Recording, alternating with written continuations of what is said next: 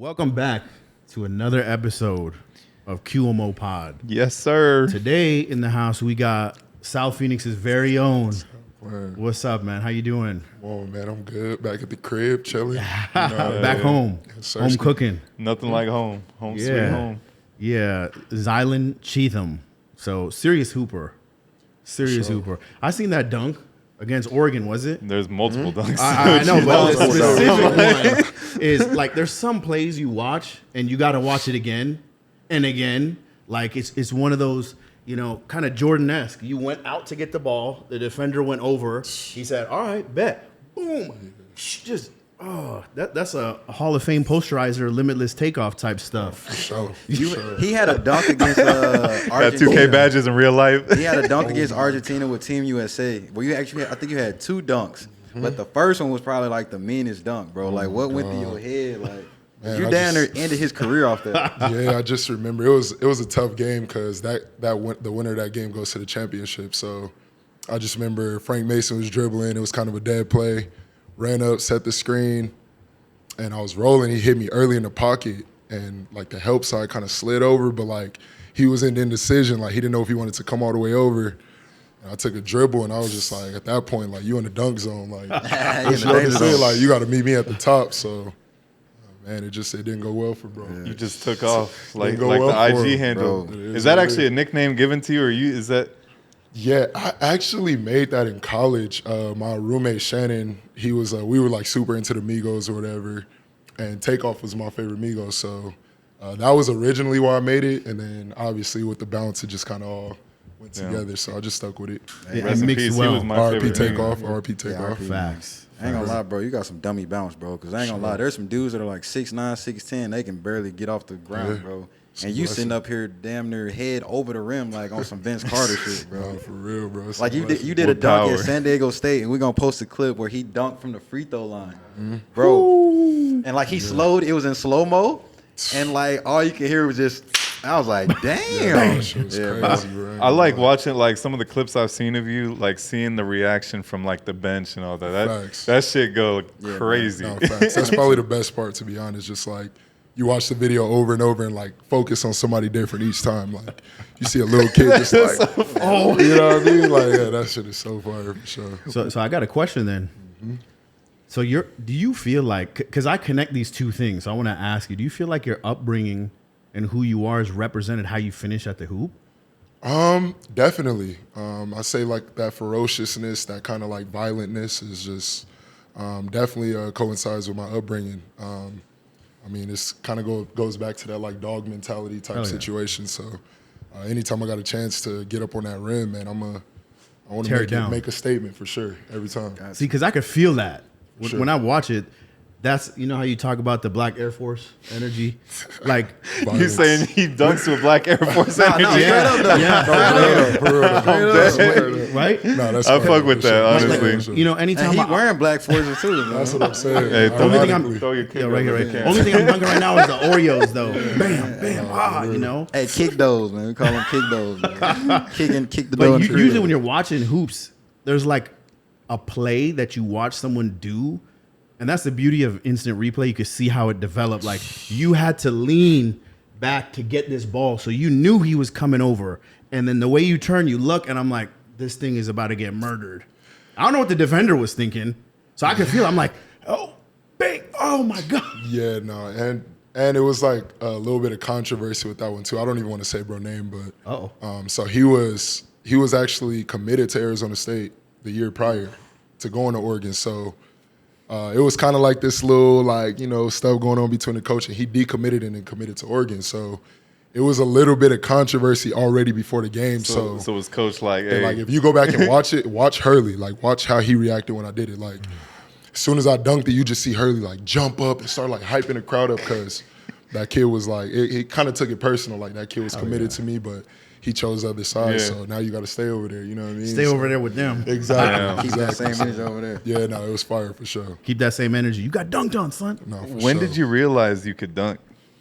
Oh man, I used to try so much. Like, I see Darvis laughing over there. Yeah, Darvis, no, bro. I used to try literally every day. Like, we hoop. hoop session done, I'm just like, hey, throw it up, put it by the rim. Like, I was doing that every day. So I remember it was the 7th grade going into 8th grade. We was at the Alta Vista Rec Center on Central and Southern. We just in there hooping, whatever, get our hoop session done. And I did the same thing. I'm like, bro, just throw it up by the rim. I probably tried like 10 times in a row or something. And then this one time, Darvis actually, he threw it up and I put it down, like I dunked it, like 7th grade summer. So we was geek, going crazy in the gym, blah, blah, blah. But I like to say, like, I could dunk 7th grade, 8th grade, but like I didn't start really in-game dunking till like, my first in-game real dunk was freshman year. It was a rivalry game. St. Mary's versus Brophy. That's when I went to St. Mary's. Okay. I was playing freshman. Got a steal. I was just pushing it. Like, the crowd was already going crazy, so I was just pushing. I'm like, man, I'm about to try it, bro. And I went up and punched it, like dunked it hard, bro. Like, and it felt like from that point on, like, I was just like, bro, I could do this, like, every time. Set the And tone. sophomore year, that's when I just... Crazy. Man, I was like dunking everything, like vertically, you know what I mean, 360s, all kind of stuff. So sometimes watching, it's the anticipation and the buildup. Like you said, you get a steal, you're coming down, you know what's coming. So you kind of get the fans and teammates like hyped up, you know. So this is about to be boom sauce. Boom sauce. I love that. I love that. I remember Omar, when I was young, was one of my favorite players at the time because he just finished hard. I'm like, if you dunk it, man. That's real Arizona business. Like, stat, oh my God, bro. Dude. That pick and roll with Steve, he used to punch on people, like, for real. His rookie year, every game was at least one poster. I'm like, why are we starting Tom Gugliotta over Amari? What's going on? Didn't last too long. And then, hell no. Nah. You want to tell us how was your experience in growing up in South Phoenix? Because people that aren't connected to Phoenix, or hell, people that are on the East Valley, North Valley, or West, they might not understand or, you know, see really what South Phoenix was when you were growing up. I mean, it has its ups and downs like everything else, but I mean, I love my city. I'm gonna start there, but just kind of growing up in that South Phoenix area, I mean, it's poverty driven. That's kind of where like the majority of the black people in the city are, if you ask me. So that within itself is just like, you got a bunch of people that are, you know, in impoverished homes, and there's a lot of gangs, and the difference between, I feel like, South Phoenix and a lot of places is like, the gangs are separated by like one street. So like, you could be on this side of 16th Street and be in the Vistas, and then go on this side of you in Park South. Like, then, you know what I mean? We all going to school together. You got this person, his dad did this, his dad did that. So it was just like, I mean, it was rough, to say the least. It was, you know, gangs, man, fights, stabbings, losing classmates, classmates turning to drugs. Like, I mean, it was rough for sure. And what's crazy about that is, like, I was talking to somebody today, and I was talking about like South Phoenix, like where I grew up, whatever. They just like, man, Arizona's soft. Like, Arizona don't got no hoods, and it's just like, that couldn't be furthest from the truth. Like, you in the Tempe, Scottsdale area, so obviously you feel that way. But if you drive 20 minutes west, you coming into a whole new environment. You know what I mean? And people don't understand that. So it's just one of those things, man. You just have to be there. Like, you just got to be there. You have to grow up there to really see what it's about. But it made me who I am. Like, I rep South Phoenix, like, proudly. Like, that's a staple of my life, everything.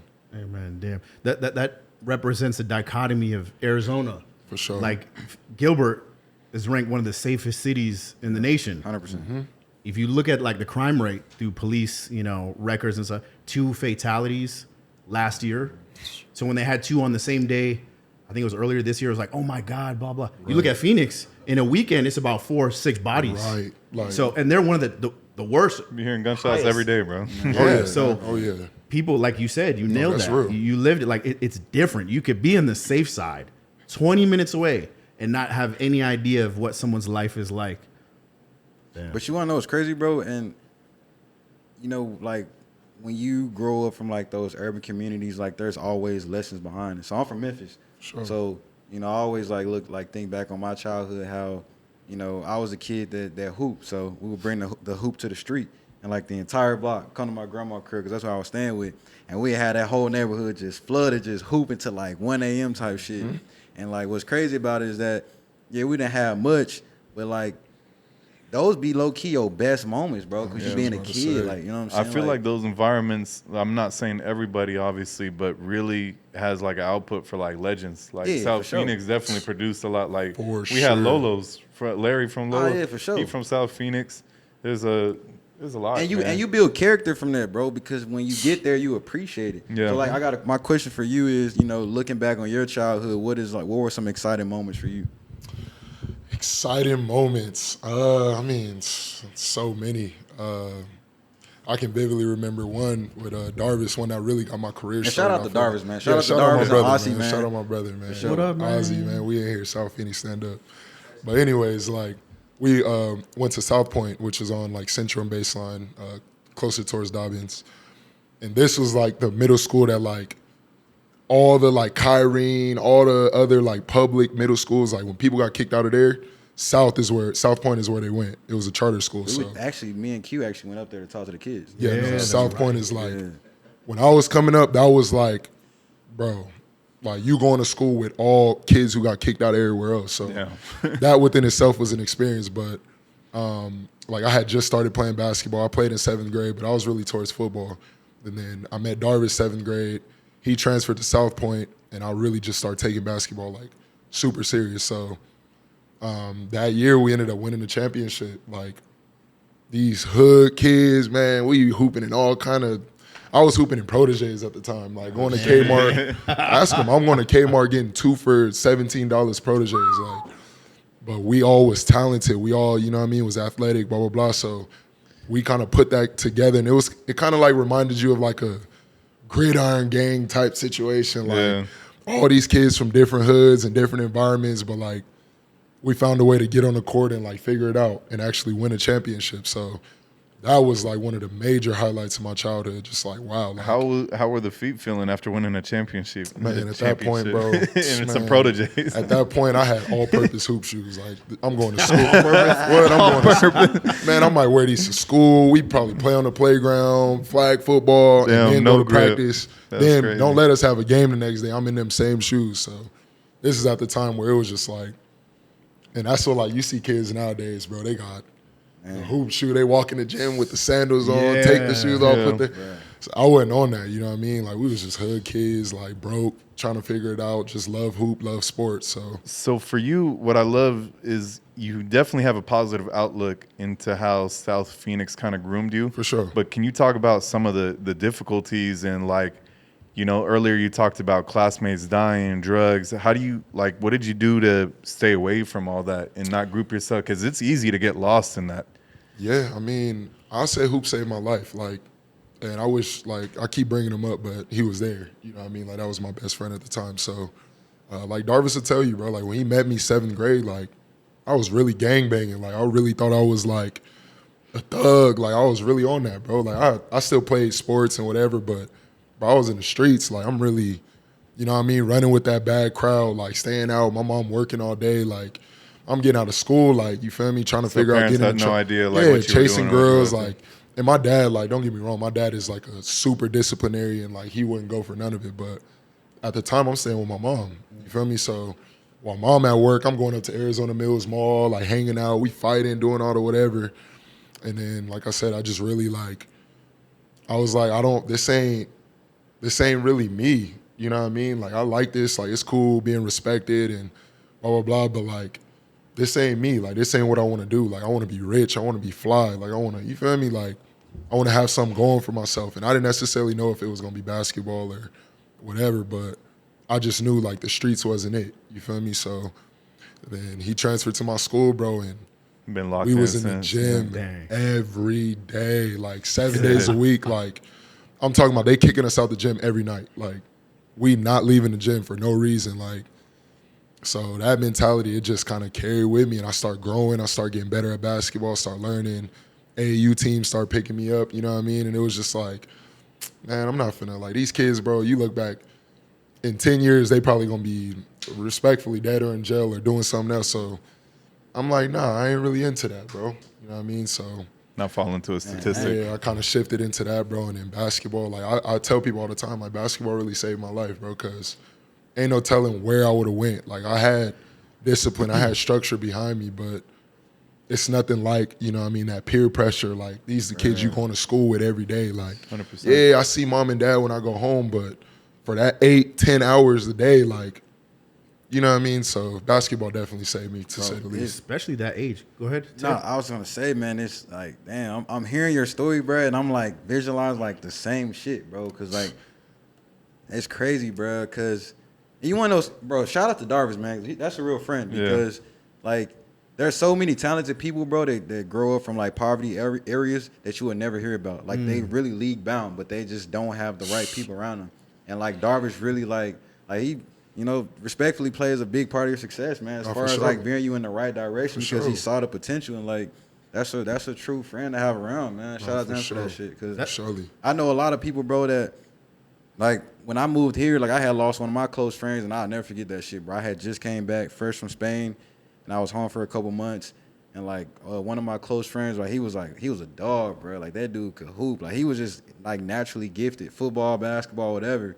And like, you know, he just got veered away. And I low-key, like, have regrets on it because, like, I left to go to college. So I wasn't staying in Memphis, bro. Like, we first 48 now. So, Same way, bro. It's a wrap. So, but I low-key have regrets because when I come home and I would see him, he's like, yo, Tam, I'm so proud of you, bro. But, you know, I kind of, like, low-key be feeling bad because I like, what if I did this, you know what I mean? Like, to be in his ear more. But, like, I was focused on my shit. So, but that's just, like, another story that we'll never hear about. So, for him to, you know, get you on path and doing what you're doing now, man, that's a testimony itself, bro. So like, we got to give you props on that. For sure. So, I appreciate that. That's Shout a out big Darvis. thing. Yeah, absolutely. And all the friends and the homies, honestly, too. Yeah, sure. Because that's a big thing. People sleep on that. If you're growing up and you see that your friend has tendencies, you can either jump into the tendency just to celebrate whatever, I'm trying to be cool, trying to be hard, gang, whatever. Or you could be like, nah, I'm taking this from you. You're not doing this. Let's go over here. And a lot of friends are afraid to do that. Yeah. But they're quick to be like, man, you was over there doing this. Yeah. They're quick to judge you. And it could be your closest friends. Yeah. So for all of our friends and people that we're close to, and a way we can not regret is if we see someone doing something that's not good for them and you have any love for that person, is at least you could do is tell them. Yeah, call them out on it. It's a lot easier said than done, bro. It's a lot easier, especially like when you consider like, let's say it's 200 kids at the school, at least 100 of them are going down this path. So it's almost easy to just, you know what I mean? Okay, like I'm gonna fit in, you know what I mean? And that's where he was so different from everybody else because he was already doing like man, everybody else going to do this, I'm going to do this by whether y'all coming with me or not. Like I'm at the crib watching John Wall, Evan Turner, like he was really a basketball fanatic and like I didn't have nobody like that around me. Like, you know what I mean? All my brothers were older, you know what I mean? My younger brother was at the school, but he was like more into like Pokemon and all that type of stuff. So I didn't really have nobody that was like that focused, that was like an example to me, you know what I mean? So seeing him, but it's a lot of credit to him, but also credit to me for like, you know what I mean? Not being prideful in a sense of like, I see somebody doing what I want to do. I see somebody doing something good and I'm gonna be a follower. Like, you know what I mean? It's easy to follow the negativity or whatever, but or what's considered as cool. Yeah. For a period of time, like I had to be a follower and learn like, okay, like he living this certain type of life, you feel me? So this is how I kind of want to move. So let me really like, you know what I mean? Like suck up on my pride and really like take note of this and change myself. So were you making the decisions transferring? Because you went to like 3 different high schools, right? Or was that like a push from the parents? Or chats that you and Darvis had? Like, how did that? Because I feel like it's already not easy changing schools. And then while you're trying to figure shit out as a kid. Yeah, definitely not. So 8th grade, me and Darvis was like 2 of the top players in the state. St. Mary's was recruiting us like, oh man, like these kids are good, blah, blah, blah. And obviously from the hood, you hear about St. Mary's, it's like, what? Like, that was the shit. Like if I could get in St. Mary's, that's where I'm going. So we found a way to get in St. Mary's, and I was like getting my scholarship and stuff paid for through these after-school programs that I was doing in South Phoenix. Like I don't know if y'all heard of Qays. It don't exist no more, but it was right there on 24th Street and Broadway. So they see me as like the next up kid. So like they were doing all these fundraisers and drives and stuff to produce money for my scholarship, which St. Mary's is like $10K a semester or something, like super expensive. So I was getting my first semester was paid for, and then second semester, the lady that was helping me, she ended up turning to drugs. Like she ended up like getting strung out on crack cocaine. You're supposed to be helping me, right? Like she ended up like getting strung out on crack cocaine, like lost everything. Like it was a crazy situation. So that next semester, I was still at the school, but I knew I wasn't gonna be able to pay for it. So they ended up invalidating like all my credit, like half of my credits or whatever. So I didn't even get credit for the second semester at St. Mary's. So from that, I obviously had to transfer. So then I went to South Mountain, which my mom was already living on the south side. So I moved back with her, and I just went to South Mountain, like whatever. Went there, played well. And then after that year, I was on this AAU team, Arizona Magic, with Jeff Della Vega or whatever. Fun fact, when you was on AZ Magic, I actually was trying out for that team. Yeah. Before I moved to Memphis, and I met you. We were on the same team. Crazy, bro. That's a small world. Throwback. Yeah, What a small world. Yeah, bro. That's when you had the hot top. Yeah, oh yeah, that's when I had the juice cut with the little. Yeah, bro. I knew it. He was baby Z at the time. Yeah, bro, no, for Because sure. I was going to Westwind Prep. That's where I went next.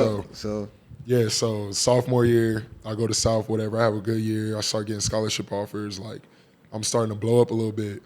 My AAU coach took over at Westwind.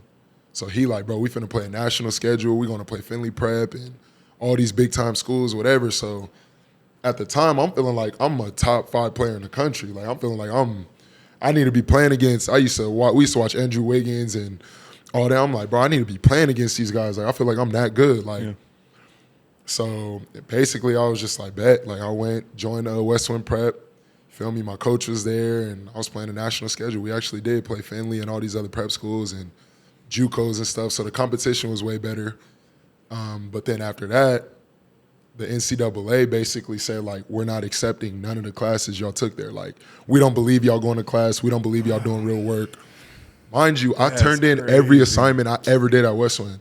Like, I had a packet, like, I turned in every assignment I ever did at Westwind. So basically, NCAA But the school just wasn't accredited at that. So NCAA was just like, like we're not accepting them classes. So then I had to transfer again. So I'm like, bro, I'm not going to no other school. My mom stay on the south side still. I'm gonna just go back to South, finish it out. I already had at this point, I'm like 30, 40 scholarships. Like I'm about to commit, and then I want to bring this back to my city. You feel me? Like I'm gonna leave out the way I came in type situation. So went back to South Mountain, ended up graduating, and went on to San Diego State. But that I just brought up about the class stuff, that's a whole nother story, bro. Like my senior year, I had to make up them credits from freshman year, the half that they didn't give me.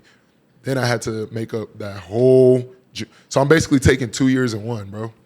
And that happened to a lot of kids at Westwind, bro. Because GP, bro, it was Moody. Gary Payne went to Westwind, Prep, bro. and he had to go JUCO. Tony Snell. It's a lot of players that went to Westwind, bro. Like it was like a legit powerhouse, but. So, bro, like my senior year, like you a senior, you done passed all your classes. Like you trying to chill. You got electives, people getting out at 1 o'clock. Yeah, bro, I'm literally from 8 a.m. or whatever school start to 3:30. I got all core classes, bro. Like I'm the star of the school. Like I'm committed to San Diego State, but I'm still taking algebra 1, algebra 2. Like, so I'm in class with all these like freshmen and stuff. They looking at me like, what the hell? Probably like, what thinking you're dumb, but it's like it's bro, not even I like had that. to do that, and then on top of that, I had night school.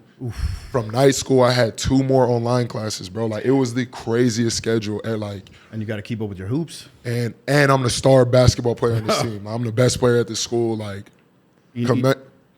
like the only player committed. Like all that. Like it was like. How much sleep were you getting? Bro, it was. That was honestly like. You go through stuff as a pro, you go through stuff in life in general, but like that was honestly one of the toughest things I ever went through. And I remember telling myself, like, bro, if I make it through this, I'm gonna take it all the way. And I did, bro. Like I remember after my senior year, we already went through graduation. I'm still like all the basketball players got to San Diego State at like, let's say like school started August 25th, bro. I got cleared August 23rd. So that whole summer, bro, I'm taking classes, bro. I don't even know if I'm gonna be able to accept my scholarship. Like all my other freshman class, they already on campus, summer workouts, all that. Like, bro, it was like, man, the most stressful time of my life, bro. No cap. Like, So you said it earlier, and I want to revisit it. there is the due diligence you paid. But Sure. if you weren't on that path, there's nothing anybody could have done. They could have dragged you, do this, and you'd be like, nah. Literally. So you go, because here's the crazy thing.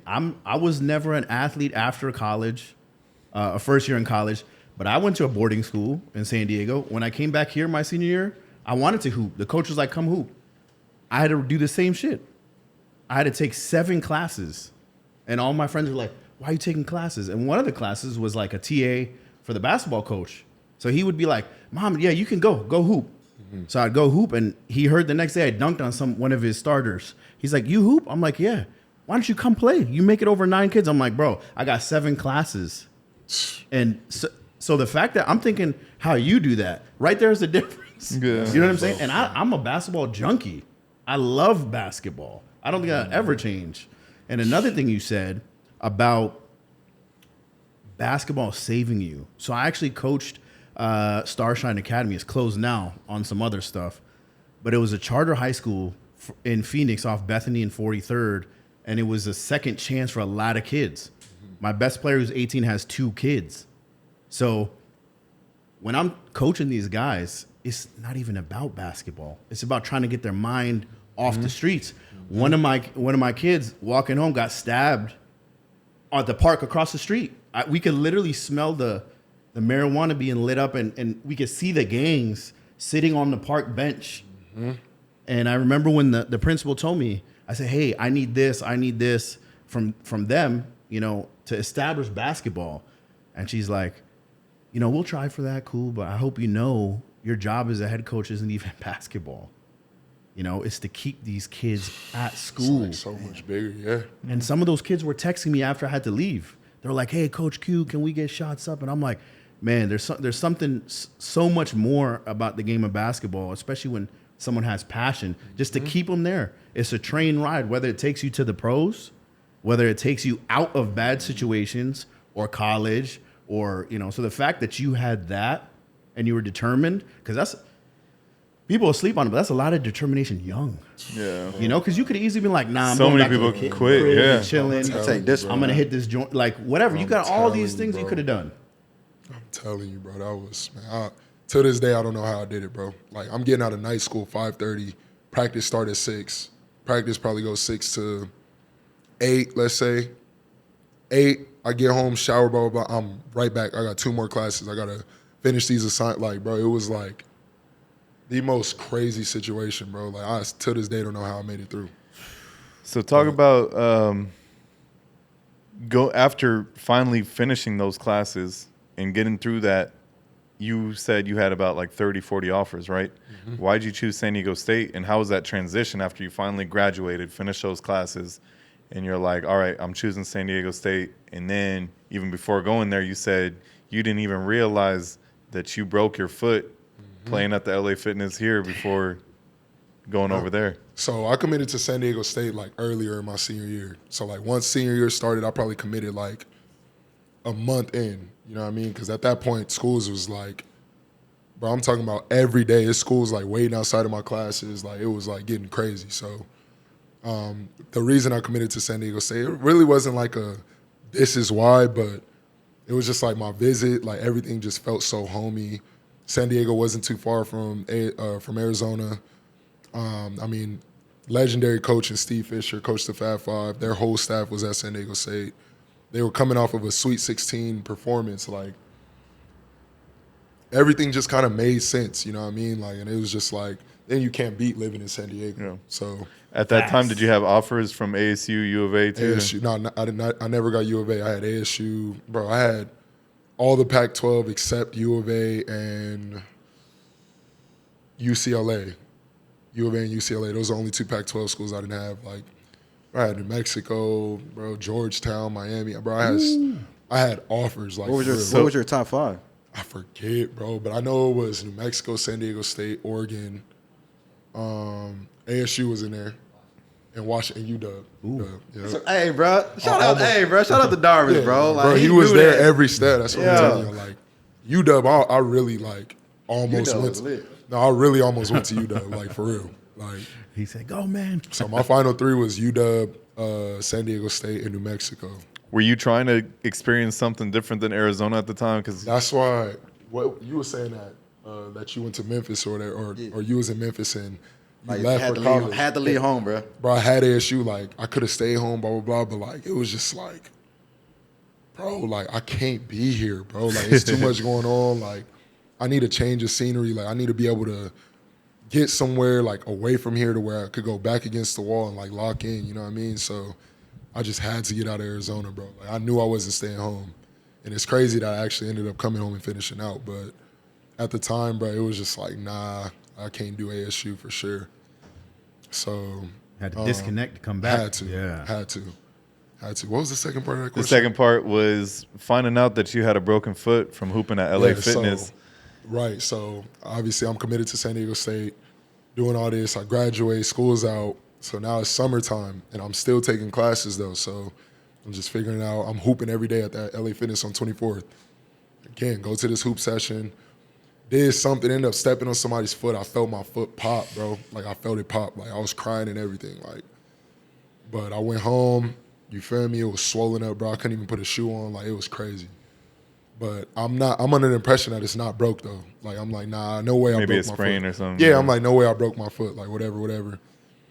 So I'll give it, like, probably, like, 2 weeks. I just didn't go to the gym. Like, I'm just, like, icing, like, foot up, doing my classes, whatever. The swelling goes down. So I'm like, if it was broke, like, there's no way. Like, and I could kind of limp a little bit. So, bro, I just started back hooping. You started playing on it? Started back hooping. Like, I'm talking about hooping. Like, I'm in the gym You're every dunking. day, bro. You was dunking on a broke foot? Broski, I'm hooping. Like, hey, you different, bro. no, like, I got full, like, hoop session footage. Like, my foot is completely broken, bro. Hey, imagine getting bust by somebody with a broke foot, bro. Like, I'll be pissed. I'm sure somebody got busted. Oh, yeah, for sure. Like, I'm hooping with Nick Johnson, like, Cam Forte, all the, like, big names that come on. Like, I'm hooping with them, but my foot is broke. Like, so, anyways, like, I'm going through, blah, blah, blah. I don't know if I'm going to get cleared. All these JUCOs start hitting me up. Like, So you hadn't even been to San Diego yet? No, I went on my official visit, but that's it. Like, I'm still in Arizona, bro. Still finishing up classes. Right, and all it was 4 of us. It was me, Kevin Zabo, Trey Kell, and Malik Pope. That was our freshman class. They all on campus already, bro, taking summer classes, summer workouts, all that. So I'm at the crib. It get closer to, like, the start of school. I think, like I said, school started August 25th. It's getting closer. At this point, I'm like, bro, like, I really might have to go JUCO. Like, the NCAA is, like, not clearing me. Like, bro, literally, I remember August 23rd, bro. I woke up, got a call from my coach, like, man, like, congrats, bro. Like, they finally cleared you. I'm like, bro, I break out tears, whatever. So now my focus shifts from where was I about to go, what am I about to do, to, okay, fuck, I got to get to campus now, like, and I'm already months behind. Like, all the other freshmen have been lifting, and so, boom, I get to campus. I ain't tell nobody about my foot. Like, I'm like, bro, hell no, ain't nothing stopping me from playing this year. Like, so I get to campus, we working out. Like, you feel me, the freshmen, we all hooping, blah, blah, blah. But my first workout, like, I'm hooping still, but, like, you could see I got, like, a little bit of, like, a limp or whatever. So I tell my coach, I'm like, yo, like, I think I want to get my foot looked at before the season starts. I just want to make sure, like, nothing's, you feel me, blah, blah, blah.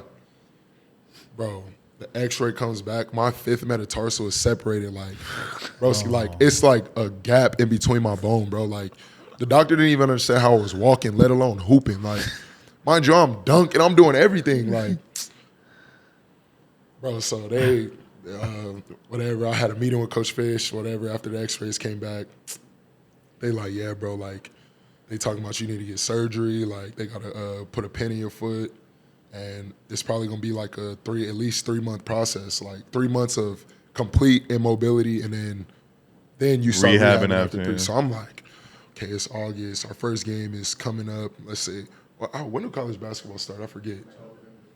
Yeah, like October, November, something like that. So I'm like, okay, that's like 2 months. Blah, blah, blah. Like, I could probably be back by December, January. Like, I'm doing math like that. So, but my coach like, yeah, I don't know, bro. We thinking about redshirting you. Bro, I literally took Coach Fisher's face, like, bro, fuck no, I'm not redshirting. Like, you got me fucked up. Like, no. Like, I done already went through too much to get here. Like, I'm not redshirting. So, but it didn't make sense. Like, I was only going to get probably half a year. Then it was going to be hard for me to make rotation. Yeah. Our best player was a 4-man at the time. He was playing my position, J.J. O'Brien. So it was like, I mean, bro, like I'm gonna come back, try to like crack rotation. I'm probably not gonna play, so I would have wasted a year. So ended up having a red shirt, bro. And then, like I said, I was on a scooter, like in a cast for like 2-3 months, bro. Like it was crazy. Did they cast you up, or did it go in there and put a pin in? Surgery. I went under the needle, all that. You have someone on campus driving you in a golf cart and shit, or what? Nope. No? Nope. I'm pushing through campus on a scooter, bro. Like, bro, when I was at ASU, I had a heel, like ankle heel surgery on my left foot. But they gave me they said, hey, anytime you need to go from class to class, here's the number you call. They picked me up in the golf cart, dropped me off. Here and there, but like it wasn't consistent at all, bro. Like, I was pretty much moving on my own. Like, so even that within itself, bro, like that, going through all I went through to get there, you feel me? I'm so excited to play. Oh, everybody talking about Zylan Cheatham's clear, bro. Then my foot broke. Got to sit out another year, bro. Now I'm watching Malik hooping, all my freshman class, they hooping, getting minutes. We go to parties, you know what I mean? Like, people know who I am, but, like, he was kind of like, oh, he went leaking them. Like, they didn't really know because I wasn't playing. So, just going through that, bro, it was just, man, my freshman year was very eventful. But looking back at it, bro, like, that was the best thing that ever happened to me, to be honest. 'Cause I had a year to learn, had a year to kind of figure out how things went. And then I ended up getting that year back and playing at ASU. So, if I would have played, I wouldn't have had that year, you know what I mean? So just one of those everything happened for a reason type stories. It's crazy that you mentioned that because in the moment, it fucking sucks. The worst thing ever. Yeah, you're like, oh, my life is over. It's one obstacle over another. And then like you having to try and fight through it. Because I remember after I finished ASU, I was trying to go, obviously it's different than sports, but I was trying to go to dental school. I was applying. Aussie was with me all the time, every day when I was studying for that shit, that fucking exam that gets you in there. And for me, I had an interview, and then I got waitlisted, and basically they're like, you just got to retake that exam. And so I was like, nah, bro, I'm not trying to take a year off. Kind of the same thing as you. I'm like, I'm trying to make bread. I'm trying to be fly. I'm trying to, you know, I'm trying to live my life. I'm sick of studying and going to school for my whole life, and now I have to delay that shit for 1 year. And then so ended up doing it. I worked. I improved my score, but I still had to wait till the following school year. And then I ended up working that year and just being a sponge under somebody else. And then, like, when I look back now, in the moment, I hated it. But I'm like, man, honestly, that year I took a lot to, like, mature. So it's funny. My main message to people, you know, hearing from you and, like, my story is, like, in the moment, if something isn't going your way, yeah, that shit sucks. But you're going to realize later that there was another plan for you and why that didn't happen right away. For sure. Yeah, sure. I'm a firm believer everything happened for a reason. Like, I mean, there's always – it's easy when you have some bad happen, like, to look at people who you're perceiving to be in a better position. Like, oh, that guy's doing this, but I got this. But really, when you look at the people that have it worse than you and you're thankful and you practice gratefulness – that could take you a long way, too, in determination. Because imagine if it wasn't a break and it was a ligament. That's what I'm saying, bro. And, like an ACL or something. Yeah, and feet are tough. Definitely could have made it worse. Yeah. Oh, yeah, for sure. Because if I wouldn't have redshirted, bro, I would have been rushing to get back. Like, I would have been doing everything possible just to get cleared to where I could play. So and possibly re-injuring yourself. Yeah, that's what I'm saying. Like, knock on wood. But I pretty much forgot I even broke it. Like, bro, it's been, like, I had real time to let it completely heal. My bone grew right over the screw perfectly, like, and I still get exams for that. But it's just like, man, bro, in the moment that shit sucked. But you got to keep your vitamin D Yeah. sufficient. Yeah. Yeah, Worked man. out for the best, though, for sure. Humbling moments, man, because that I tore my Achilles, bro, so I can only imagine, you know, with the foot thing. So. Earmuffs, I ain't gonna lie. He said, I don't need to hear this. We ain't got to get into detail. Yeah, I was about to say, that's next topic, bro. No more injuries. That shit was a nightmare. Are we talking about injuries? Here, let me listen. No more injuries, bro. No, we're not going to injuries. We'll move past it. Son, I don't know how I have knees left. No, bro. Because then we're just going to be feeling sorry for each other. So we play at San Diego State, and then you transfer to ASU. And I remember, you know, we were talking before we, you know, went live. You say you were in a different mindset. Mm-hmm. So what was that mindset? I mean, going into San Diego State, like, you got to understand, I was pretty sheltered. I mean, I lived with my mom, but my dad was involved too. You feel me? I had grandparents. Everybody in Arizona knew me, so I was pretty much like sheltered, to say the least. Like, people, you know what I mean, was watching over me, whatever. Then I get to San Diego State, and it's like, okay, got my own little apartment. Like, I say then, there was like these like apartment type dorms, but like you had your own individual. Like, Wait, so this was your first time really like just being on your own? Right. So Okay, like, that makes sense. It's this young kid that, you feel me, been living with mom to, okay, now I've jumped off the porch, I'm by myself. I'm getting scholarship check. Like, I get a little, you know, after rent, I probably got like $500-600. Like, you feel me, more money than I ever had. So, and then it's like females everywhere, parties. Ain't nobody telling you when you got to go to sleep, when you got to go to class. Like, so at first it was just like, okay, I'm here. Like, this is lit. Like, you feel me? It's parties down there. Man, they got an excuse to drink every day, bro. I didn't even drink when I first got to college either. That was crazy, but it was just like so much going on. I was trying to figure out myself socially, and you know what I mean? And I was just kind of doing a lot more. So then I redshirt, played 2 years at San Diego State. I started a majority of every game, whatever. Like, had a pretty good career. Like, it wasn't just a shit show. Realized that this ain't really, like, it was a lot going on. This ain't really where I need to be type situation. So transfer.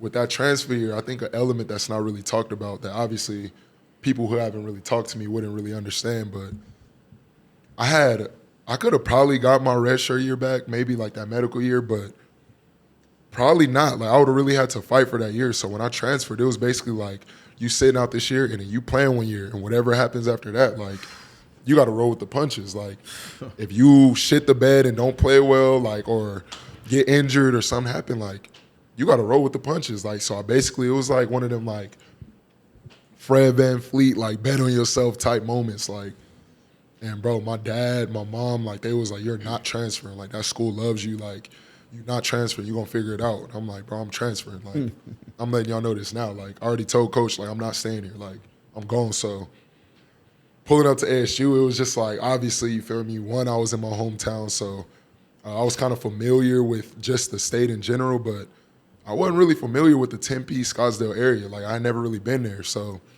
getting here, it was more like, I know, like, all my eggs is in one basket right now. Like, yeah, I want to turn up. I want to have fun. I want to, you know, enjoy myself. But after this is it, bro. Like, you feel me? Whether I get drafted or whatever, like, I gotta figure it out type shit. So all or nothing. It was just like, bro, I was really in a mentality of like, I want to win. Like, I want to like have a great year. Like, we had a great recruiting class. Me, Carlton Bragg, Rob Edwards. Like, we had some great transfers coming in. We had Lou Dort, he was a freshman coming in. Tayshaun Cherry, freshman.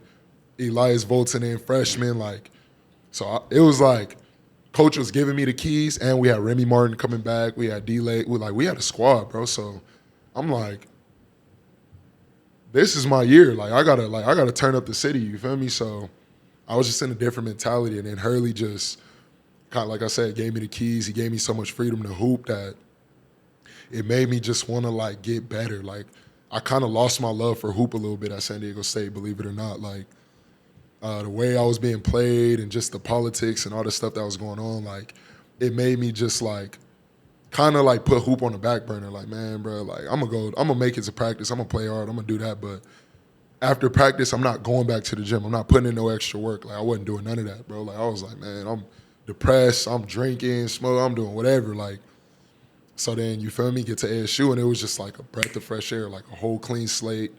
You feel me? Like, I got an opportunity to prove myself to a whole new staff, whole new college, and it just shifted my mindset, bro. And I think I feel like I did what I was supposed to do. Like, I had a pretty good year, you feel me? Didn't get drafted. You were averaging damn near a double-double, right? That's what I'm saying. Like, only second triple-double in school history, yeah. Like, bro, I did some shit, bro. Like, Pac-12 team. First team all Pac-12, first team all defense. Like, you feel me? I did my shit for sure. Led the Pac-12 in rebounds. Like, I did my shit, but so yeah, that was just a shift in mentality. It's just like, bro, I know this is it. Like, you know what I mean? So you finished your last year at ASU, and then now you're preparing for the draft, right? Mm-hmm. So you were you in New York during the draft? Yeah. Okay. I took all my boys. We pulled up 5 deep. I made my agency. Darvin's over there like, if I'm flying to New York, we all flying to New York. I bought us all 5 flights, bro. They bought us a hotel. Bro, it was But yeah, go ahead. Finish your question. So we know the result. First off, were you expecting to get drafted? I knew I had a chance. I did like 18 draft workouts, bro, or some crazy shit. Like, Damn. And I had some good workouts, bro. Like I went at some. Can you explain some of those workouts, man? Like behind the scenes for those who don't know. Bro, shit is a Because I heard that shit brutal. Oh my god, this shit is a grind, bro. And like, the workouts itself is tough. You feel me? Like they pick you up from the hotel. Let's say probably 8 a.m. So that means you got to be up 7. You get your shower, get your blah blah blah, have some type of breakfast. You're doing all kind of testing, bro. They doing every joint, they gonna find out where your deficiencies at. Like you feel me? Everything. So you probably got an hour of just testing. Then you got like the actual pre-draft shit, the run into the lights and your 3/4 court sprint, vertical jump, max vert, all that type of stuff. You feel me? And then after that, like you got probably some shooting. Then you get to like actual basketball aspect of it, like shooting, one-on-ones. You feel me? Closeout drill, like all kind of shit, whatever. The workouts themselves, I think it was probably like 2 workouts. That Miami Heat workout was the hardest workout I did by far. Like, that was the first time I was actually like, damn, bro, I might check out of this one. Like, I might actually like have to sit down for a minute for real. Like, what was different about it? Bro, first of all, they had me playing big, so we only had 2 bigs with like 6 guards. So we was doing like full court pick and roll stuff, but like the bigs, it was just me and the other bigs. So like say we'll run down, so we'll have to like run down, set the screen for the guard, roll, they'll hit you in the pocket, dunk, and then they'll throw it like to half court. You got to sprint, get the ball, finish on the coach. The guards were getting more of a break, huh? Yeah, so the guards it was 6 of them. So like they go, you feel me, throw a pocket pass, hit a corner 3 and just chill until like the bigs, we like, okay, boom. Run. By the time he throw that, I know I'm about to go on the next one. So, and it's like, bro, you out there, like Pat Riley sitting courtside, you feel me? Like, so you like, bro, I know I can't be no bitch right now. Like, I gotta, like, you feel me, bro? Like, I'm gonna die on this court. Yeah, bro, I forget who the big was, bro. It was, I forget who it was, bro. But we looking at each other like, bro, like, hold on, like, you gonna say something first or me? Like, you feel me? But, and then the Boston workout, like, theirs is hard because, like, after you do all that testing shit, they make you do this, like sprint drill. Like, it's basically you sprint for, like, 3 minutes straight to see how many you can get full court. So the record was, like, the guards had to get this, bigs had to get this, blah, blah, blah. So it was, like, that's what made that workout tough. But the toughest part was just, like, bro, my last week, I had fucking 4 workouts in 6 days or, like, 5 workouts in 7 days, all in different cities. So, like, you feel me? You finish this workout, you get your ice, traveling alone is exhausting. You going straight to the airport. You feel me? You get to the next city, they get you some dinner, blah, blah, blah. The next morning, you right back up, a new team, and it's mentally draining too, bro, because you got to put on this, like, I didn't even realize persona, how like, interview. Hey, how you doing? Yeah, you doing the interviews, like, oh, I didn't even mention that part. Like, you got to interview with the club too, like, just like this, like, it's you and all they front office, bro. They asking you questions about college. Oh, I heard you failed a drug test. Heard you, like, all that, bro. Like, what, like, your mom, like, what happened, like, coming up, how old you, all them type of questions. So the NBA like the feds, bro. Oh, for sure. Right. They gon', bro, if they finna give you millions of dollars, they gonna know everything. Did they, any key questions that stuck out that you're like, how the fuck did they know this shit? I remember the drug test one for sure, because I thought ASU was gonna hold it down for me, like, for real. Like, you feel me? But, like, when I had got to ASU, like, I was already, like, you feel me, chief and blah, blah, blah. So, like, one of, like, the first months, bro, I got drug tested, failed it, bro. I was in the drug program, like, I was getting tested every week, like, 2-3 times a month, like. So, you feel me? But it was, like, out of sight, out of mind. Like, I had damn near forgot about it at the time. You get in these interviews, they ask you, like, basketball stuff, you feel me? You got your persona on, and they ask you something like out of, in 1 month, like, how many drinks do you think you had? Like, how often do you drink alcohol? All the you feel me? And it's just like, sheesh. Do I answer honestly? Like, damn, do I keep it a stack? Like, damn, I've been drinking every weekend. Like, we was outside, like, but yeah, bro, it was just like, yeah, it kind of, yeah. I learned something new. I didn't realize how extensive those workouts are. Real. No, like, it's real, bro. So I know because Tay and Q played basketball more. I was more into football. So, like, some of the homies that if they knew they weren't going, like, first or third round, they weren't traveling to New York or wherever the draft's being held at. So, for you to travel, you thought you were going to...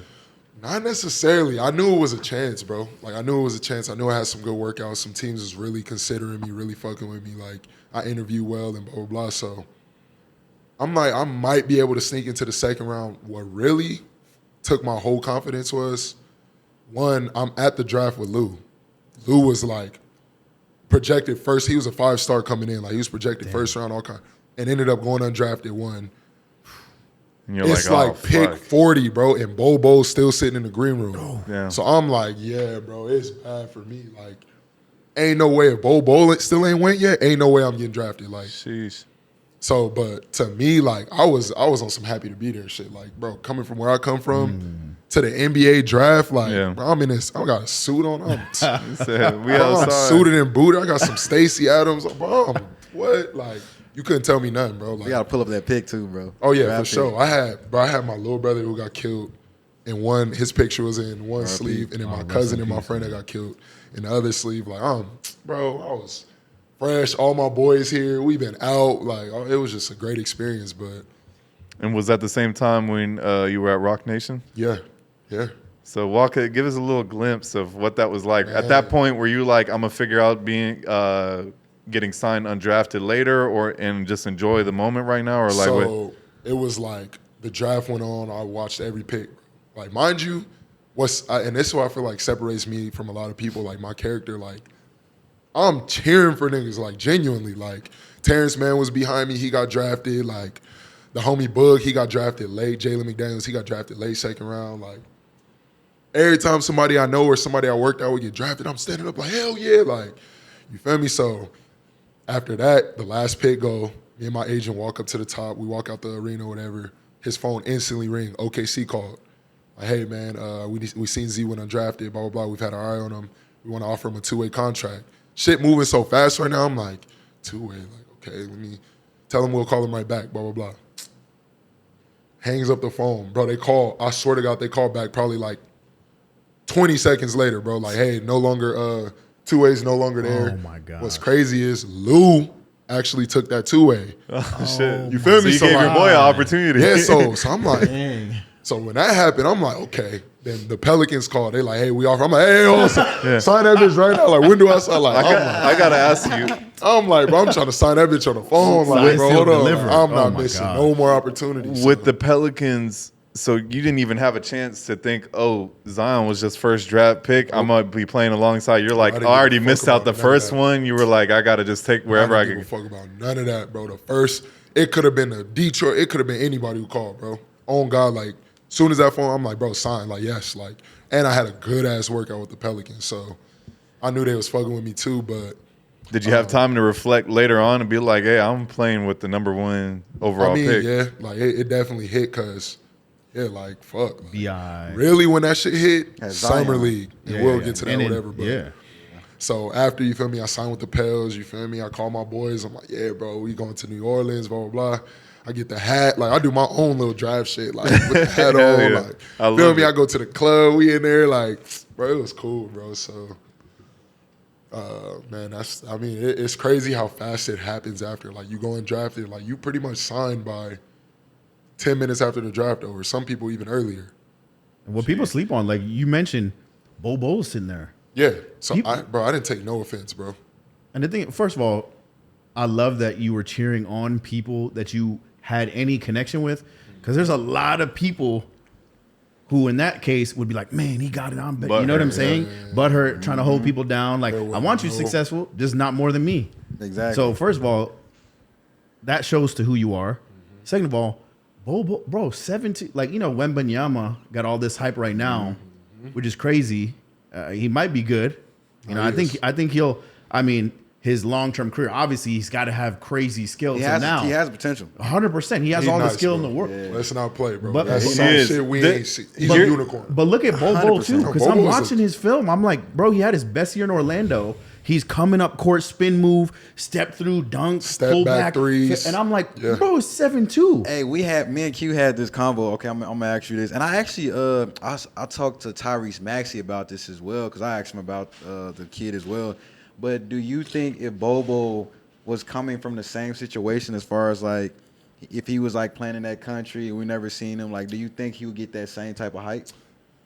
Yes and no. I mean, Bobo had his hype, bro. Like he was good for sure. Everybody knew who he was. Like, who is this kid? He's Manute Bol's son. Like, oh my God, blah blah blah. But they just two different players, bro. Yeah. Like they very similar in terms of like unicorns. We ain't never seen it, but they're two different players. Like, and Wembanyama is like 7'5". Like, That boy, bro, he's towering over Rudy Gobert. Like, oh, I saw that. come on, bro. That's like, wild. Bro. That was wild. Like, bro, when I was on the Jazz, bro, I literally got a picture of Rudy Gobert. He's like, I'm probably to like, so to think this dude is like 3 inches, 4 inches taller than that, and he's handling the ball, shooting like, Yeah, it's crazy. he's gonna be a problem, bro. He's a unicorn. I for think sure. his only downfall is people comparing him like the hype that That's what I'm LeBron saying. was That's coming out. Because You can't I personally compare- don't think he's going to be on that You can't type of compare level. Nobody but- to LeBron yeah. James, bro, Right? Respectfully, like, Right? Come on, like, what are we talking, bro? He was the best player in the world as a freshman. Like, Yeah. come on, bro. Like, you can't compare. There'll him. never be another LeBron, man. But I think the word was he's the greatest prospect since. That's a nice way to say Yeah. he has all that potential. So let me ask you something then. If you got Wembanyama here, you got Bobo He for the and Spurs, and controversy. and Kristaps Porzingis. When you just look at all of them and their tools, would you say that they're way different? Like, rate them here. Give me a little breakdown. How are they different? Where's the That's a potential? good question. Yeah, I mean, obviously they all completely different players. Of course. I think Kristaps is more of like he don't really handle it as much.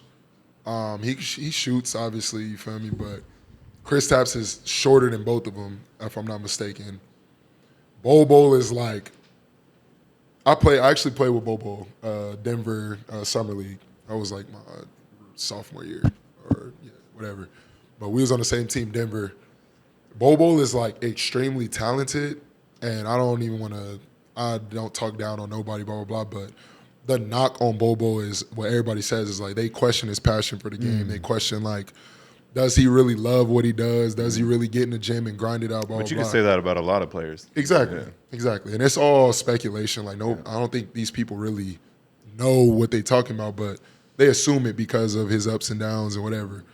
Now, Victor, he's young, you feel me? And from what I see, it seems like he got good people around him and he got a good head on his shoulders. Like, he looks like a kid who actually genuinely enjoys what he does, like wants to work, wants to get better.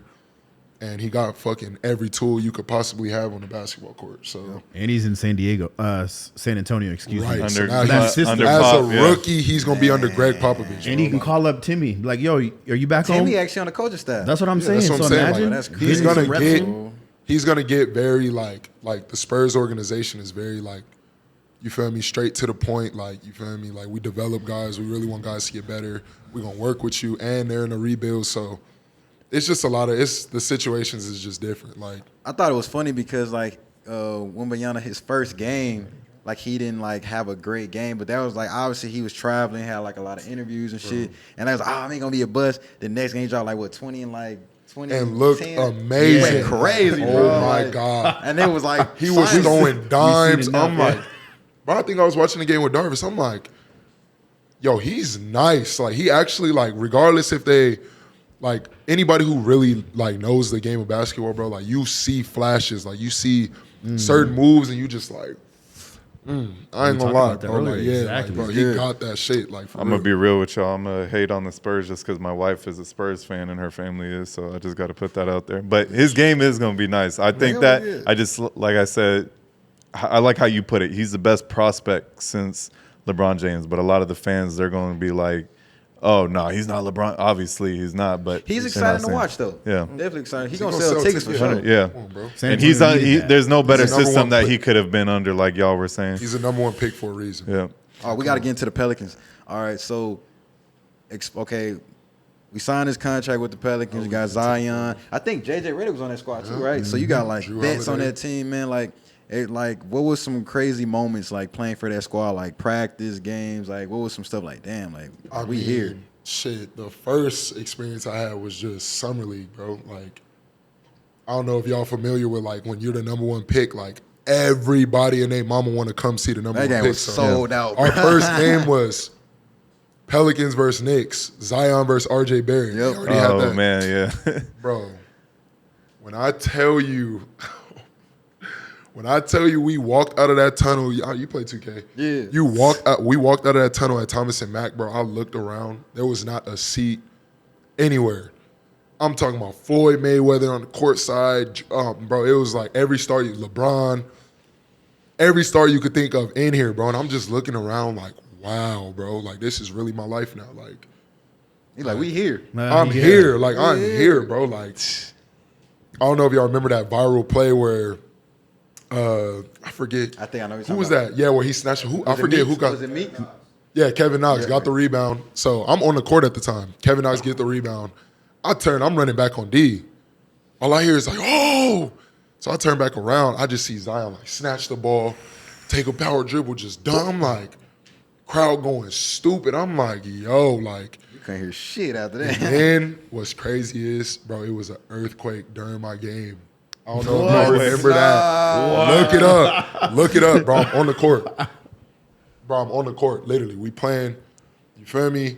Mind you, this at the time where, like, it was, like, the school, like, it was, like, some shootings and shit that had taken place. So in big arenas and big situations, you already kind of on 10 about that a little bit. So we playing, all I hear is, like, screaming, but, like, it wasn't, like, the good kind of screaming. Like, it was, like, the, like, something going on, like, something happening. So my first thought is somebody in this motherfucker with a gun. Like, I'm looking up like, oh my God. Bro, people sprinting up the stairs. Like, I'm like, what the fuck is going on? Bro, I look up, the Jumbotron thing is like swaying back and forth. Oh, shit. And I'm right under it. So like, I went viral because like, I was like, look, sprinted like ducked off, bro. Canceled our game. Like, so this is my first NBA experience, mind you. Like, I'm like, yo, what the fuck just happened? Like, so they ended up canceling the game. But yeah, that summer league experience was crazy.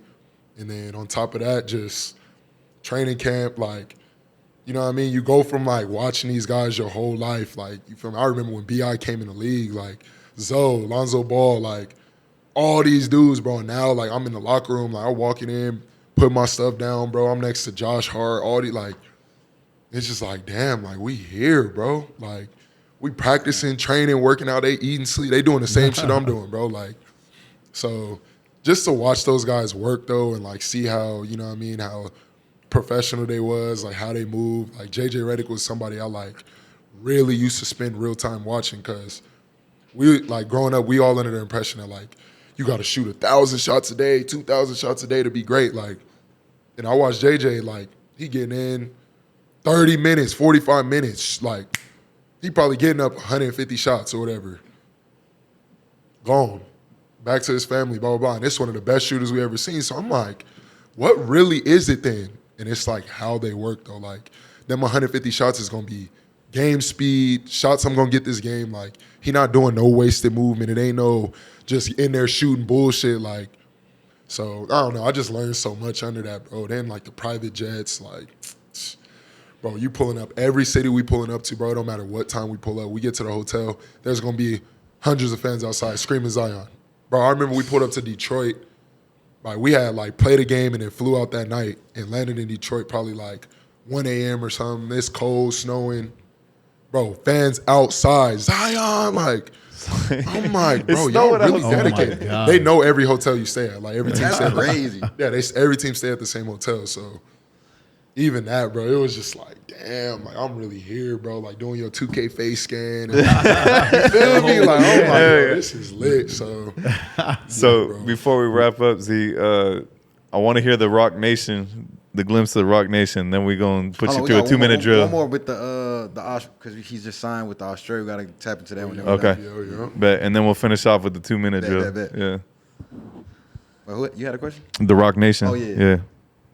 Rock, what about it? Like, I want to know what the experience was, like how that even came about. Yeah, what he was. Yeah, I mean, so signing to Rock Nation in general was crazy. But I remember the first time I pulled up to Rock Nation office in New York.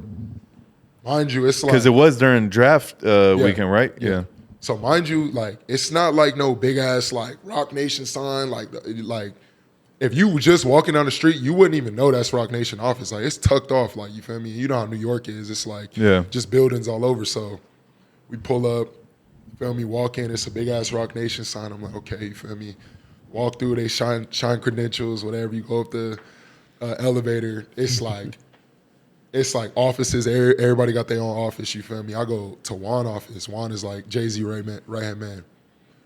Pull up, like he just like welcome you, like you feel me? It's like, bro, what the fuck? You see gold bottles everywhere, like you see like the plaques, like all the stuff Rock Nation accomplished. They got studio, they got like all kind of shit in there. Whatever, they got like a rooftop to where like you could go off and it's just, bro, the whole experience is just crazy. But did they allow you to bring all the homies in with you too? Yeah, we was all in there, bro. They handing us, each of us, like, here, bottle of Douce. Bottle, like, so we in that bitch, like what? Like, we lit, like. So, but the experience that really hit me with Rock Nation, bro, it was this Rock Nation event they hosted in New York. Bro, it was at Jay-Z Club 4040. Like, you had to be literally somebody that, like, we in here with stars, bro, basically. Like, I'm talking about Meek, Kalen 2 For Real, Lil Uzi, bro, anybody you could name that signed to Rock Nation was there, bro. Rudy Gay, went to San Diego Jay-Z. State with Kalen 2 For Real too, right? Yeah, that's what I'm saying. It was like crazy that we linked up that way or whatever. So, like, I'm just in here, bro. I'm dapping people up. Meek, like, Uzi, like, bro, one of the coolest people ever, bro. Like, Uzi come up, like, I'm telling him, like, yeah, bro, I'm from AZ. He like, oh, like, I'm trying to, like, get my brand out there. Like, I guess he was doing some shit with some, like, clothing shit.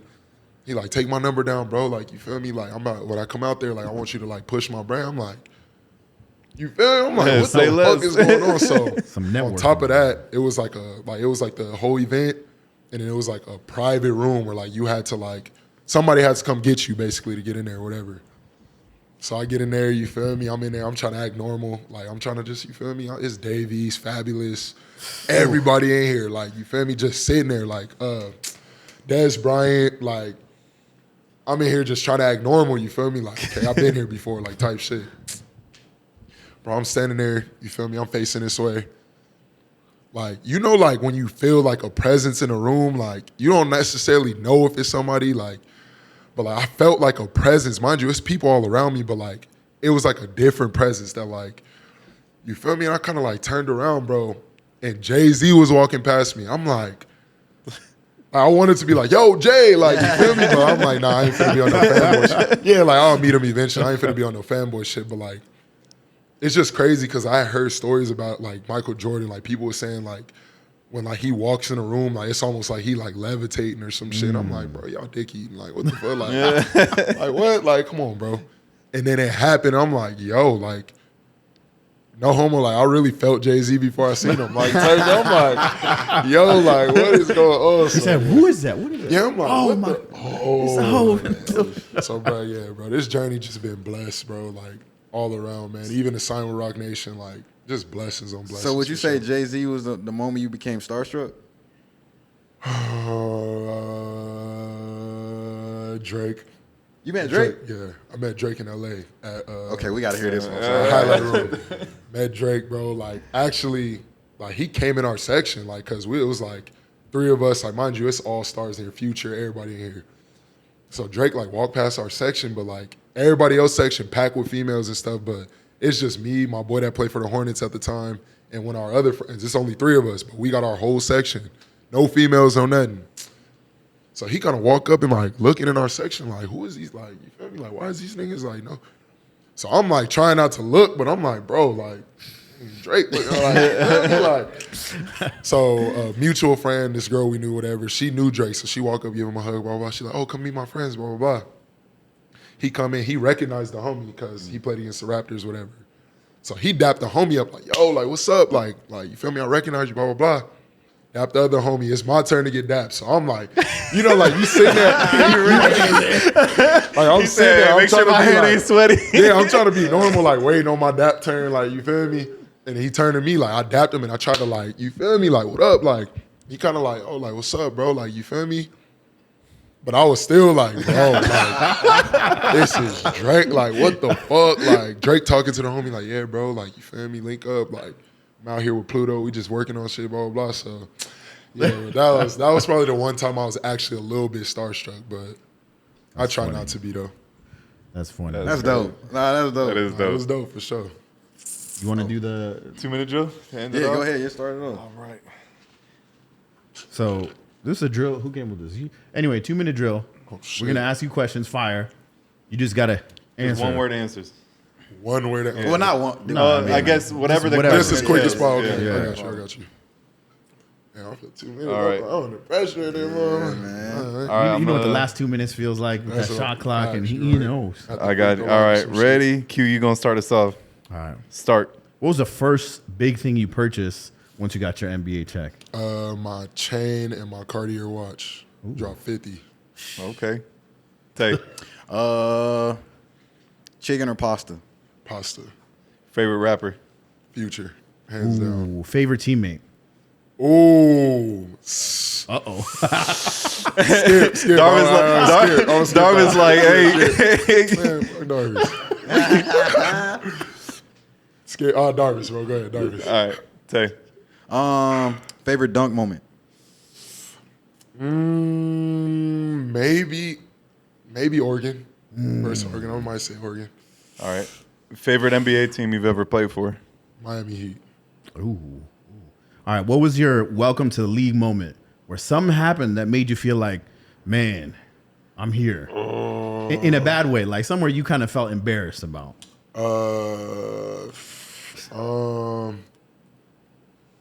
think I was like, what was I late to? I think I was late to some. Oh no, rookie year when they made us sing, bro. We had this event, bro. They made us sing like the night before. They text us like, "Yo, all rooks, like we sending y'all songs." But we had to perform in front of the crowd. Like I had that Lizzo song. I just had a DNA test turn. Anyway, yeah, that shit was embarrassing. I was sick, and I bombed it. I was sick, bro. We got to pull that up. Please don't. Craziest NBA practice you ever experienced? It was a workout in the bubble. It was like Zion, like Nikhil Alexander-Walker, like them, and then it was like me, Sindarius, Jahlil Okafor, and it was in front of all the GM. Like it was like one of them because they wasn't playing much, so we all Pressure. and we was busting we was going at these dudes bad, like talking shit, like to the point where like, damn. But anyway, to the point where like niggas like, y'all paying these niggas 100 millions, 50 million, these niggas suck. Like it was like that bad, bro. That bad. Like we was out there, so that shit was lit. I ain't gonna lie. You know what's crazy? We got into so much great stuff, and I feel like we were just starting talking about the league. Yeah, that's so what's we got to crazy. have you back Part two. for Yeah, part we two. definitely gotta do a for part sure. two. Because we covered like high school, like Yeah. grade school to Some of the stuff that people might not get to hear about you or from you. We wanted to really get that out there. But we all appreciate you coming down, man. Yeah, 100%. Definitely, bro. And one last thing, man. You know, because you just signed your new contract with New Zealand, man. Congratulations on that. You know what Congratulations, can absolutely. we expect going into this year, man? Because I know it's gonna be your first time. Well, your second time going across the waters.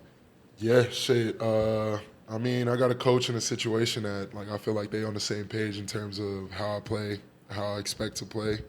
Got a league that's growing in the NBL. They got a lot of draft prospects, and the NBA has been giving us a lot of attention.